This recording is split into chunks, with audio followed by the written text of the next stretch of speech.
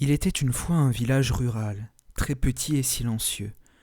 Il était tellement petit qu'il n'y avait qu'une seule route qui y menait, que les visiteurs empruntaient souvent pour s'y rendre et en sortir. Cependant, il y avait une règle importante que les citadins imposaient à propos de cette route: ne jamais y aller seul. Elle était strictement appliquée par les villageois, mais un jeune garçon curieux du village décida de briser cette règle. Il partit un jour, quand personne n'était dans les alentours, pour explorer seul la route. Tandis qu'il s'approchait du chemin pour la première fois, il réalisa qu'il y avait quelque chose de vraiment étrange à son propos. Même s'il savait qu'il y avait toujours des gens qui venaient dans la ville, la route elle-même semblait être à peine empruntée. Les mauvaises herbes avaient grandi sur tout le chemin, et il était si mal entretenu qu'elles arrivaient jusqu'à la taille du garçon. C'était difficile de marcher vite, mais ça ne le dissuada pas. Déterminé à rendre son voyage utile, il s'enfonça dans le fourré, en regardant par-dessus son épaule de temps à autre pour être sûr que personne ne le regardait.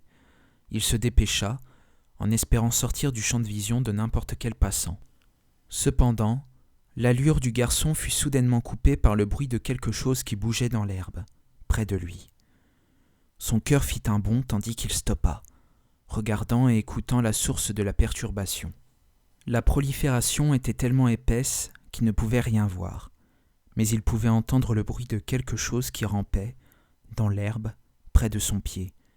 Il pouvait deviner que ce n'était pas très grand, mais quelque chose lui donna une sensation horrible, la sensation d'être traqué.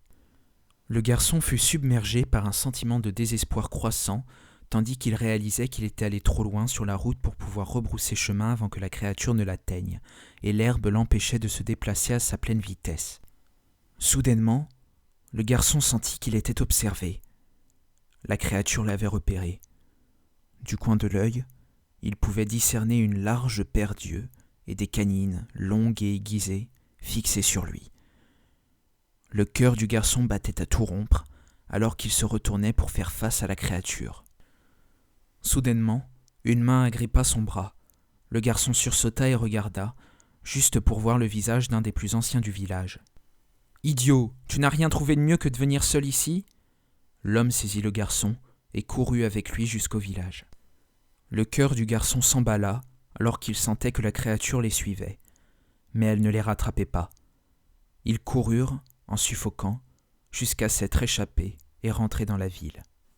Après avoir repris leur souffle, le vieil homme gronda le garçon pour avoir ignoré les avertissements des villageois. Quand il eut fini, il leva les yeux et soupira. « Je pense que tu es assez grand, tu as le droit de savoir. » L'homme conduisit le garçon jusqu'à sa maison. Elle était vraiment très grande et, tandis qu'ils entraient, le garçon vit des étagères remplies de livres à propos de créatures dont il n'avait entendu parler que dans des histoires. Des hommes mystérieux en blouse de laboratoire étaient assis, en train de les étudier. Le vieil homme emmena le garçon dans une salle au fond. Il s'éloigna et dit « Je vais te dire la vérité à propos de ce que tu as vu aujourd'hui. » Tout à coup, l'homme se tourna face au garçon, le regardant fixement. Son regard perçant le figea sur place. « Mais d'abord, je dois te poser une question. Es-tu un garçon ou une fille ?